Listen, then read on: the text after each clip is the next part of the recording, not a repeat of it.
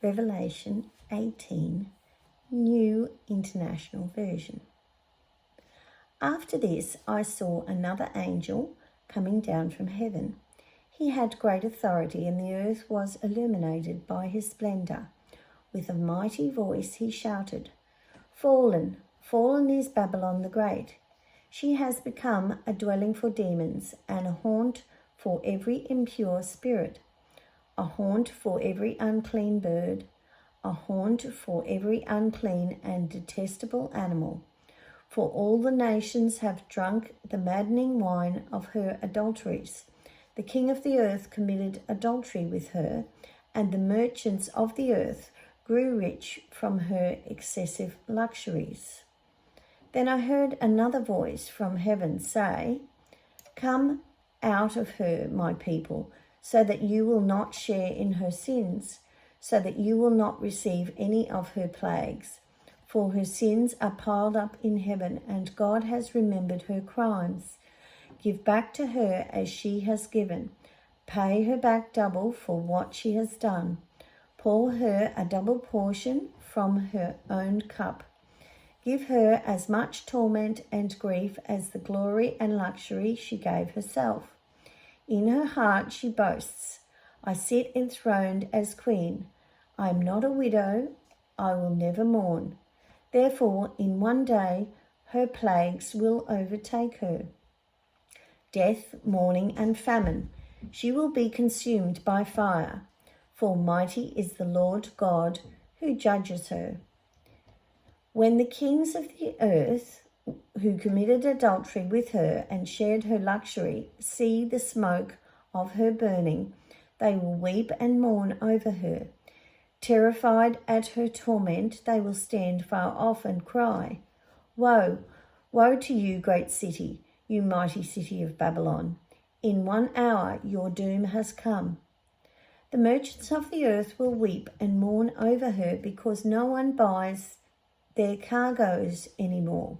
Cargoes of gold, silver, precious stones and pearls, fine linen, purple, silk and scarlet cloth, every sort of citron wood, and articles of every kind made of ivory, costly wood, bronze, iron and marble, cargoes of cinnamon and spice, of incense, myrrh and frankincense, of wine and olive oil, of fine flour and wheat, cattle and sheep, horses and carriages, and human beings sold as slaves. They will say, 'The fruit you longed for is gone from you.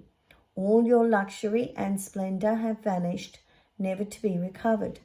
The merchants who sold these things and gained their wealth from her will stand far off, terrified at her torment.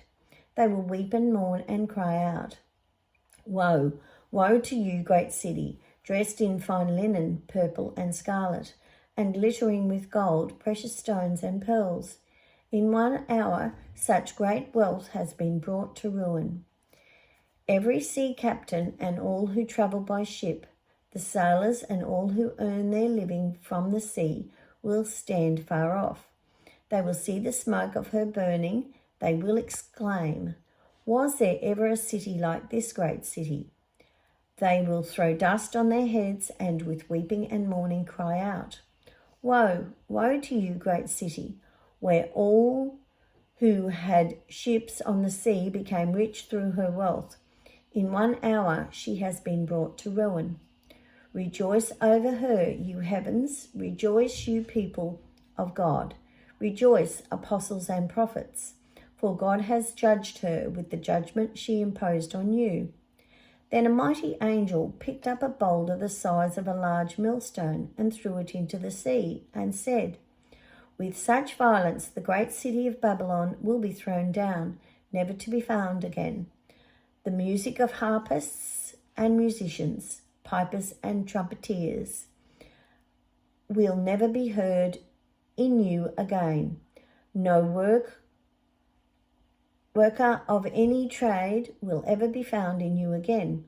The sound of a millstone will never be heard in you again.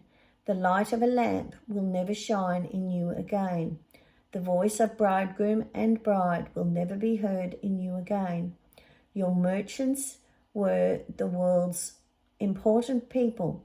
By your magic spell, all the nations were led astray. In her was found the blood of prophets and of God's holy people, of all who have been slaughtered on the earth.